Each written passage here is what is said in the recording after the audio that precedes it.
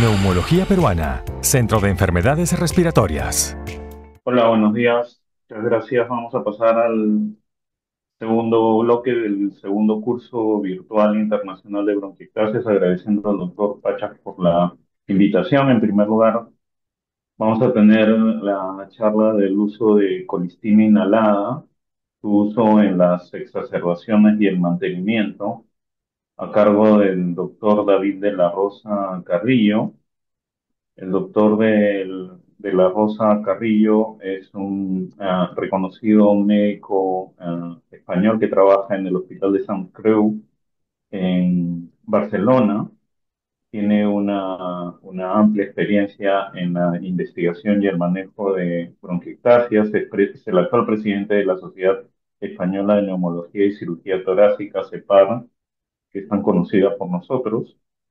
Estudió medicina en Tenerife y ha sido parte del programa MIR del Hospital Valebrón. Tiene más de 20 publicaciones en revistas de alto impacto. Así que bienvenido, doctor de la Rosa. Muchas gracias. Hola, ¿qué tal? Buenas tardes. Vamos a ver si puedo compartir la pantalla. ¿Se ve bien la presentación? Sí, ahí la estamos viendo. Sí, vale, perfecto. Sí, Pues vamos allá. Bueno, antes que nada, muchas gracias por invitarme y por interesarse en lo que yo pueda decir sobre los antibióticos inhalados, en concreto sobre la colistina, que por desgracia que después de oír la charla de la doctora Jennifer Pollock, parece que los antibióticos inhalados en breve quedarán en nada, ¿no? Y ojalá, bueno, ojalá fuera así, ¿eh? Pero yo creo que todavía queda un largo camino para recorrer hasta que los antiinflamatorios realmente puedan permitirnos esto, ¿no? ¿Y por qué digo esto, no? Porque al final la infección bronquial crónica muchas veces, en muchos pacientes, es la primera toma de contacto con el paciente ya está en esta situación de infección bronquial crónica, con lo cual está por ver si estos antiinflamatorios nuevos serán capaces de revertir esa situación en la que muchas veces nos llegan los pacientes a la consulta, ¿no? Cuando ya está el vórtice vicioso más que instaurado y con la analogía que hacía ella, pues la casa ya está quemada, ¿no? Y digamos que dentro de los factores que queman esa casa, Pseudomonas aeruginosa es el más importante, ¿no? Es clave en la progresión de las bronquiectasias. Se asocia a pérdida funcional, a exacerbaciones, a hospitalizaciones, a una mayor mortalidad y por eso está incluido en las diversas escalas multidimensionales de gravedad de las bronquiectasias. Y la justificación del uso de antibióticos inhalados, desde el punto de vista teórico, viene dado por la alta concentración que consigue a nivel local, en la vía aérea, y por una baja toxicidad sistémica, ¿no? Y de hecho, los antibióticos inhalados ayudaron a mejorar la evolución clínica de los pacientes con fibrosis quística ya desde hace muchos años, y esto hizo que bueno, por extrapolación, su uso se extendiera también a pacientes con bronquiectasias no debidas a fibrosis quística, en los que se aislaba con frecuencia Pseudomonas aeruginosa, a pesar de que la indicación en ficha técnica de los antibióticos inhalados es para fibrosis quística y no fuera de la fibrosis quística, ¿no? Pero como digo, a pesar de ello, se han ido utilizando de forma habitual en estas últimas décadas y esto ha creado pues mucha bibliografía al respecto, básicamente estudios observacionales, muchos de ellos retrospectivos, con la limitación que ello conlleva, pero sí que ha contribuido a que este uso de antibióticos inhalados fuera recogido por las diferentes guías de tratamiento de manejo de las bronquiectasias a nivel mundial, ¿no? Las bases científicas de la colistina inhalada, bueno, es un antibiótico polipeptídico que pertenece a la familia de las polimixinas, de hecho es la polimixina E, de la cual existen dos formas farmacéuticas, pero la que se usa habitualmente, tanto endovenoso como en inhalación, es el colistimetato de sodio, que es una sal sódica menos tóxica que la colistina en sulfato. La concentración después de la administración vía inhalada de colistina en el líquido de revestimiento epitelial y por tanto también en el esputo es mucho mayor que tras la administración endovenosa. Y esta alta concentración que se consigue vía inhalada es máxima una hora tras la inhalación y llega a 10 veces la concentración mínima inhibitoria para Pseudomonas aeruginosa. Y esta concentración tan elevada sigue siendo superior a la concentración mínima inhibitoria hasta 12 horas después de una dosis de coristimetato de sodio inhalado.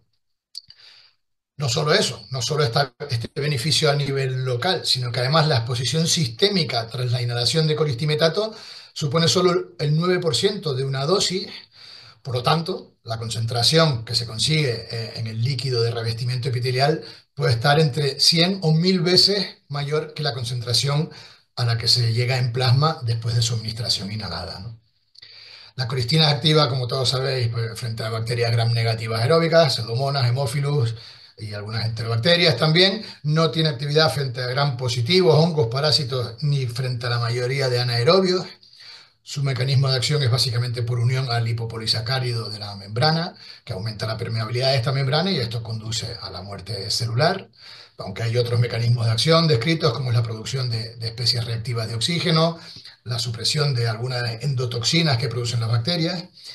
Y una parte muy positiva que tiene el uso del colistimetato es que induce una baja resistencia.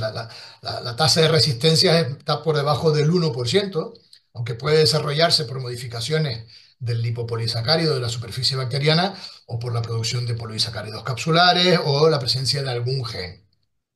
Pero en todo caso la inducción de resistencia es muy baja, entre otras cosas porque tampoco se usa por vía sistémica dada su mala tolerancia y la alta tasa de efectos secundarios que produce, ¿no?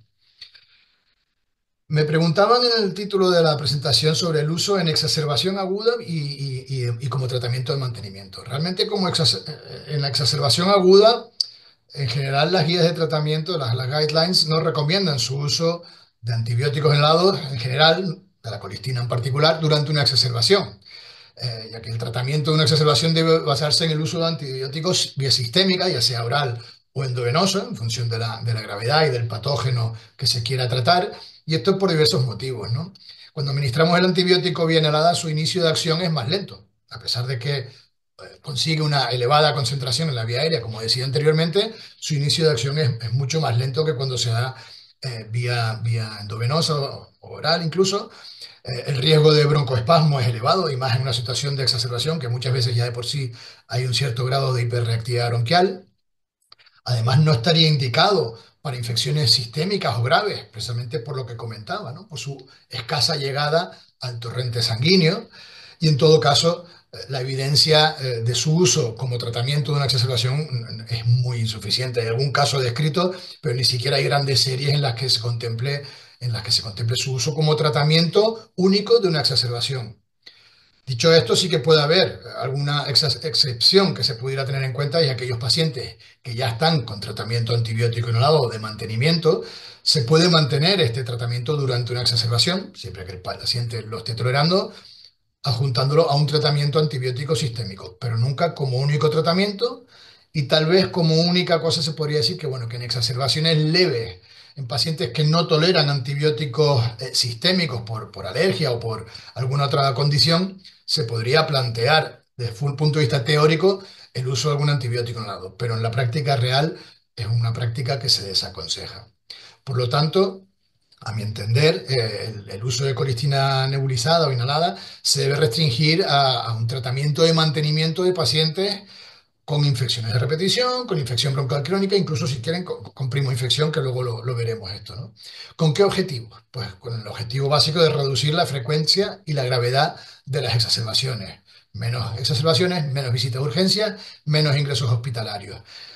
Como segundo objetivo sería la mejora en la calidad de vida y en los síntomas respiratorios. Una cosa va con la otra.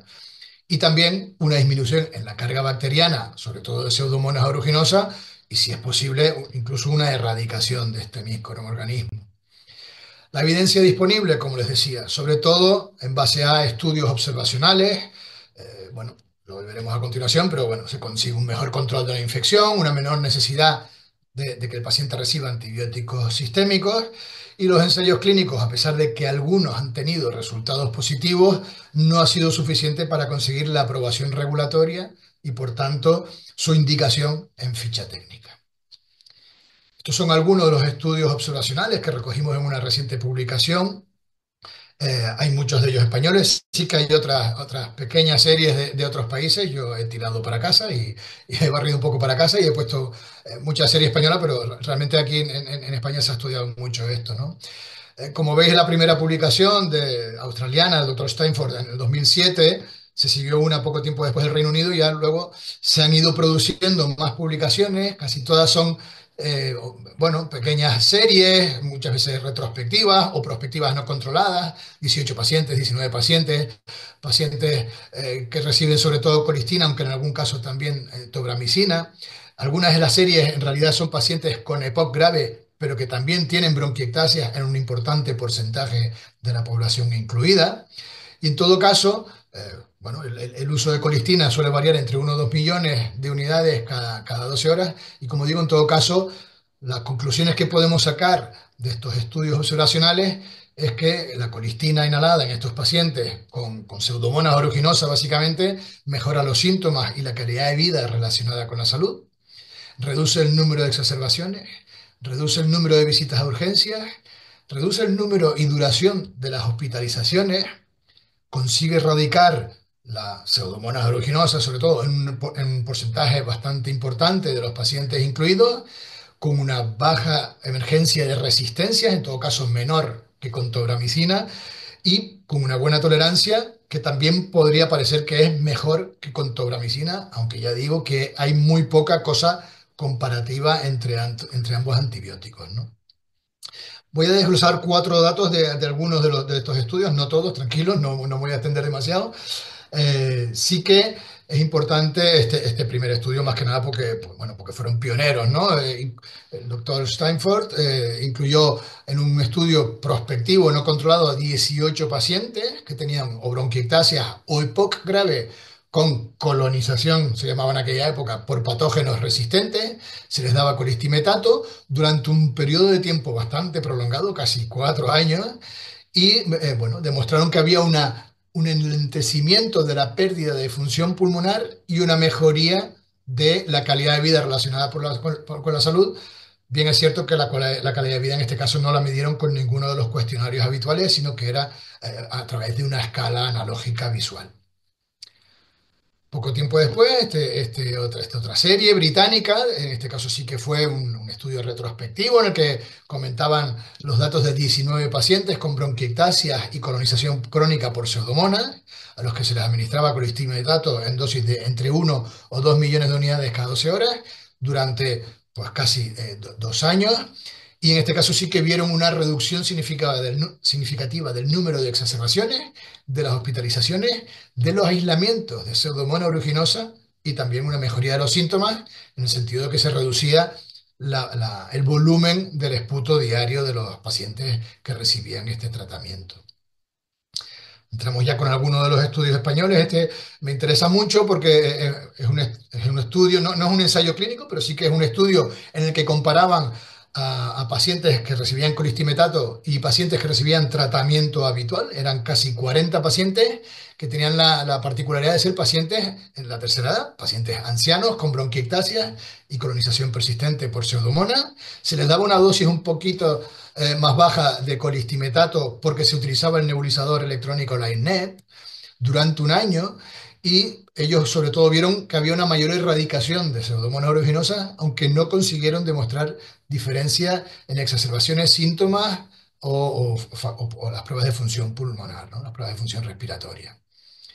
Este es otro estudio retrospectivo con 44 pacientes, también con 1 millón cada 12 con el INET durante un poco más de un año y medio.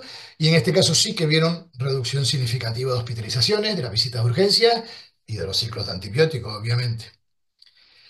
Y quiero destacar también este estudio porque se centra sobre todo en los inhaladores en polvos secos. Un estudio en el que se analizó de forma retrospectiva en una cohorte multicéntrica a 164 pacientes que tenían bronquiectasia y que habían recibido antibiótico inhalado en polvo seco.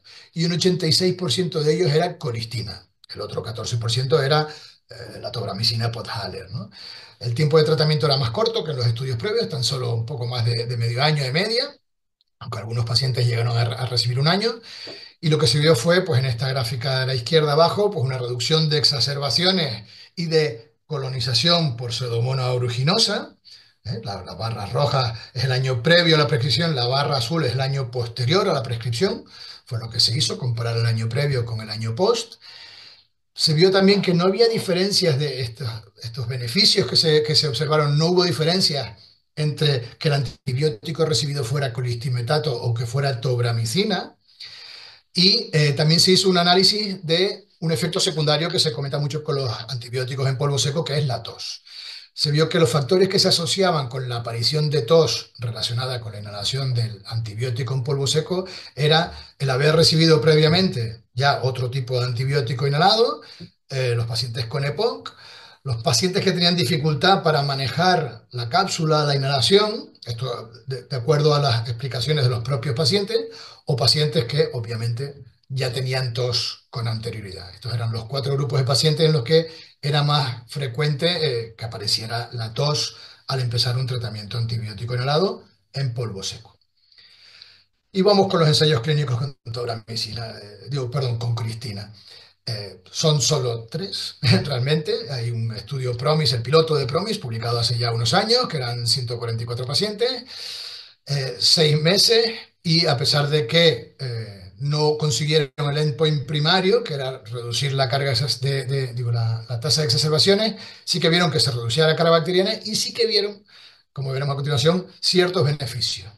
Y los ensayos clínicos ya fase 3, que fueron el PROMIS 1 y el PROMIS 2, son más recientes y entraremos con ellos un poco más en detalle y ya incluyeron un mayor número de pacientes.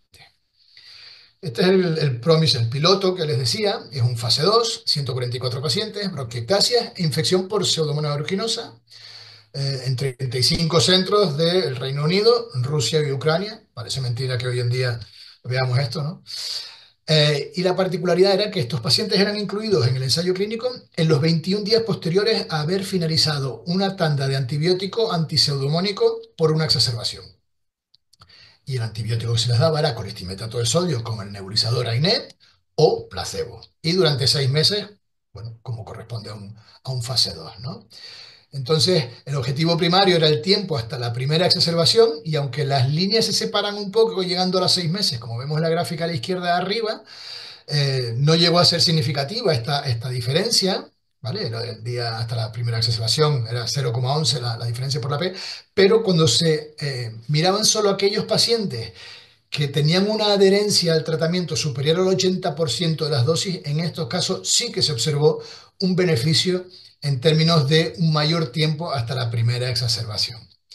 También observaron como objetivos secundarios una reducción de la densidad de Pseudomonas aeruginosa, una mejoría de la puntuación del cuestionario de calidad de vida de St. George, y no hubo problemas de seguridad relevantes.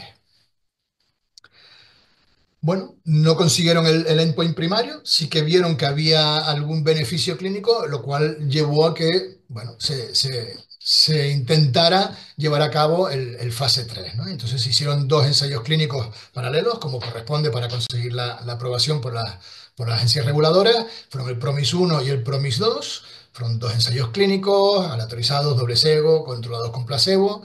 Se incluyeron pacientes con bronquiectasias y Pseudomonas aeruginosa y que hubieran tenido al menos 2 exacerbaciones en el año previo, o un ingreso hospitalario en el año previo, o una exacerbación que requiriera antibiótico endovenoso. Participaron hospitales de un montón de países, Argentina, Australia, bueno, en fin, lo tenéis ahí la lista, muchos países. Realmente es una cohorte muy amplia y muy representativa de lo que son los pacientes con bronquiectasia en muchos sistemas sanitarios. El antibiótico nuevamente fue colistimetato, 1 millón cada 12 con el nebulizador electrónico AINEP, y en este caso el tiempo de duración del tratamiento fue de 1 año. Como vemos aquí, estas son las características basales de los pacientes incluidos. De destacar, bueno, pues que tenían un número de exacerbaciones, bueno, obviamente al menos 2, tenían 2 y pico de media en el momento de la inclusión en el ensayo clínico. ¿Y qué pasó? Bueno, pues PROMIS 1 fueron 177 pacientes que recibieron colistimetato y 200 recibieron placebo, y las fechas de inclusión las he puesto porque es importante. Fue desde junio del 2017 hasta abril del 2020. Y aquí en este primer ensayo, el PROMIS 1, se vio que realmente se reducía la tasa anual de exacerbaciones de forma significativa. Y realmente fue muy ilusionante cuando cuando se comunicaron los resultados en el Congreso de la ARS de aquel año, pero hubo el problema de que el PROMIS 2, que incluyó, bueno, un número de pacientes un poco menor, por lo que diré a continuación, en este caso sí es verdad que no se encontraron diferencias. Hay que decir que las fechas de inclusiones fueron entre febrero del 2018 y 22 de octubre del 2021. Ya saben todos lo que pasó a partir de marzo del 2020 en la mayoría de países del listado que participaban en este ensayo clínico, ¿no? Al final no hubo diferencias significativas en la tasa anual de exacerbación entre los que recibían colistimetato y los que recibían placebo, y es más, se tuvo que terminar el ensayo clínico prematuramente debido al efecto de la pandemia, en el sentido de que no se conseguía incluir pacientes que tuvieran al menos dos exacerbaciones en el año previo. Esto nos pasó con varios ensayos clínicos en bronquiectasia durante la pandemia. Se redujeron las exacerbaciones en los pacientes con bronquiectasia de forma notabilísima. Las medidas de aislamiento, las medidas de distanciamiento, las mascarillas hicieron que los pacientes no se exacerbaran, y se tuvo que parar el PROMIS-2 cuando todavía no se había conseguido acabar con la N prevista, y esto conllevó, bueno, pues que no se consiguiera la significación estadística que se buscaba en cuanto a reducción de exacerbaciones. Curioso porque con los resultados del PROMIS-1 se considera que había alrededor de una posibilidad entre 2000 de que pasara esto, de que no se consiguieran los mismos resultados en el PROMIS-2 que en el PROMIS-1. Bueno, esto fue lo que pasó. No hubo diferencia en los efectos adversos, y en este último minuto sencillamente recordarles que, bueno, pues colistimetato al final está incluido en las guías de tratamiento de muchas de las sociedades científicas nacionales e internacionales para el tratamiento de la primoinfección, sobre todo por Pseudomonas aeruginosa, aquí en rojo marcado aquellos en los que contemplan colistina, colistimetato de sodio, y también para el tratamiento de la infección bronquial crónica, sobre todo y fundamentalmente por Pseudomonas aeruginosa. Bien es cierto que en CEPAL, en España, sí que nos aventuramos un poco más y también proponíamos el tratamiento con antibióticos inhalados en pacientes con microorganismos diferentes de la Pseudomonas, pero que les produjera un gran número de exacerbaciones o un deterioro de la calidad de vida. Al final, ¿qué es lo que tenemos con colistimetato de sodio? Bueno, pues tendríamos que saber qué pacientes se benefician más de colistimetato, si solo aquellos con infección bronquial crónica, o también se pueden beneficiar aquellos que tienen una primoinfección, si solo es útil para pacientes que tienen aislamientos de Pseudomonas aeruginosa, cuánto tiempo hay que tratar, son los 3 meses la primoinfección, son 6 meses, es un año, hay discrepancias. Sí que es cierto que colistimetato tiene ventajas sobre otros, que es la posología continua y la escasa inducción de resistencia, con un buen perfil de seguridad, pero con el problema de que no tenemos aprobación oficial y hay una serie de barreras regulatorias que probablemente dificultarán que nadie más, ningún laboratorio más se atreva a poner en marcha un ensayo clínico después de lo que pasó con los dos ensayos clínicos PROMIS, ¿no? Como conclusiones de estos minutos que les he hablado, bueno, pues yo creo que no se debe utilizar el colistimetato de sodio inhalado como único antibiótico en una exacerbación de bronquiectasia, que sí que su tratamiento de forma prolongada reduce las exacerbaciones, tanto en estudios, bueno, sobre todo en estudios observacionales, aunque también en aquellos ensayos clínicos que podamos decirle fueron válidos. Hay una alta tasa de erradicación de pseudomonas con este antibiótico. Hay pocas evidencias comparativas con otros antibióticos inhalados, por lo tanto no podemos hablar de una superioridad, pero sí de un perfil de seguridad favorable. Los estudios PROMIS tuvieron resultados no concluyentes, pero hay que recordar que gran parte de ello fue debido a la pandemia COVID. Y a pesar de todo esto, el colistimetato de sodio tiene un papel relevante en la estrategia terapéutica actual de las bronquiectasias, por lo cual está incluido en la mayoría de guidelines, habitualmente en infección bronquial crónica y básicamente para pseudomonas aeruginosa. Y creemos que a pesar de los antiinflamatorios que nos han contado recientemente, seguiremos teniendo pacientes con infecciones de repetición, con infección crónica, con pseudomonas, y creo que no debemos de desechar todavía el llevar a cabo estudios clínicos adicionales para valorar cuál es el futuro de los antibióticos inhalados. Tal vez un tratamiento secuencial, primero antiinflamatorio, cuando pierda efectividad pasar los antibióticos, no lo sé. El futuro nos lo dirá. Lo que sí que es cierto es que esto es un desafío, esto no ha acabado aquí, y los desafíos hacen de la vida una cosa interesante, y superar estos desafíos los hace, bueno, que la vida sea significativa. Muchas gracias. Muchísimas gracias, doctor. Excelente presentación. Eh, Tengo Muchas gracias. una pequeña pregunta. Eh, Hay algunos reportes de falla renal asociados al uso de colistina. ¿En alguno de los estudios que nos ha presentado usted ha sido reportado? No, la verdad es que la mayoría, bueno, pues hay algunos efectos secundarios, sobre todo a nivel local, con las dosis que se administran, sobre todo la de 1 millón cada 12, con esta escasa llegada que tiene al torrente sistémico colistimetato, el fallo renal en pacientes con función renal normal no se ha reportado e incluso cada vez hay mayor seguridad o mayor tranquilidad en el sentido que incluso aquellos pacientes con función renal moderadamente afectada podrían recibir este antibiótico oral. El problema es que en un paciente, por ejemplo, con un filtrado por debajo de 30, la alternativa que sería tobramicina, que sería peor. Entonces, Peor. probablemente, ya digo, los ensayos clínicos y los estudios observacionales no hablan nada de esto, o sea, menos mal, los efectos son locales. Y yo en mi caso clínico, en mi consulta, incluso en pacientes con fallo renal importante que requieren un tratamiento antibiótico prolongado, yo lo doy, doy colistimetato, doy la dosis más baja posible y eso sí, hago un seguimiento muy.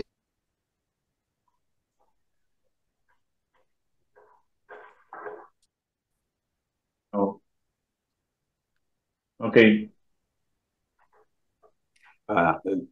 Hola David, ¿qué tal? Doctor Guerrero, disculpe que lo interrumpa. Hola, ¿qué Quería tal, preguntarle Frodo? algo, David.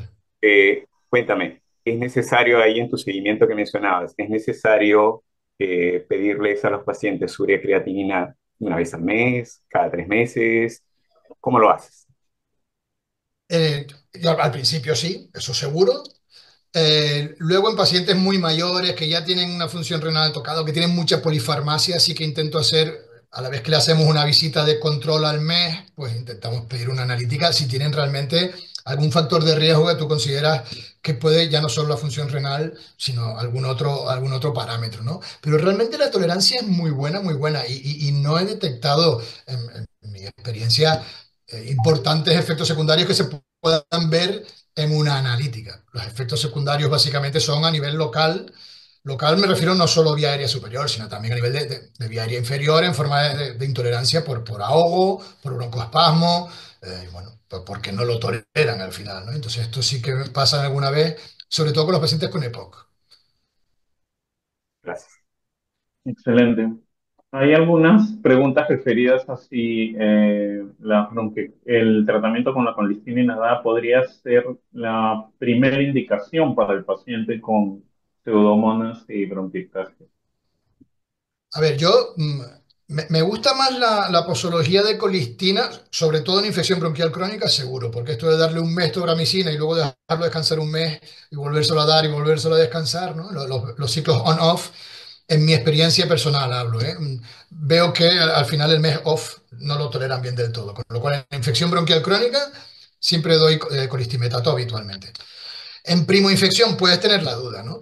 Si realmente estás convencido, has llevado seguimiento microbiológico del paciente durante tiempo y estás seguro que aquel aislamiento de pseudomonas es el primero, lo tratas con un antibiótico oral o endovenoso y sigue apareciendo y ya dices, bueno, ahora ya hay que pasar a algo un poco más prolongado, podrías plantearte la tobramicina porque estás muy al inicio y podrías permitirte el mes sí, mes no, ¿no? Esto, y hacer unos cuantos ciclos y hacer en total 3 ciclos que serían 6 meses, por ejemplo, ¿no? Bueno, esto la verdad es que no hay estudios comparativos de uno sobre otro. De hecho, en la normativa española decimos que no se ha demostrado que ninguno sea superior al otro y es más una cuestión de experiencia personal de cada uno de los médicos que trata al paciente, ¿no? Ok. Muchísimas gracias, doctor de la Rosa. Neumología Peruana, Centro de Enfermedades Respiratorias.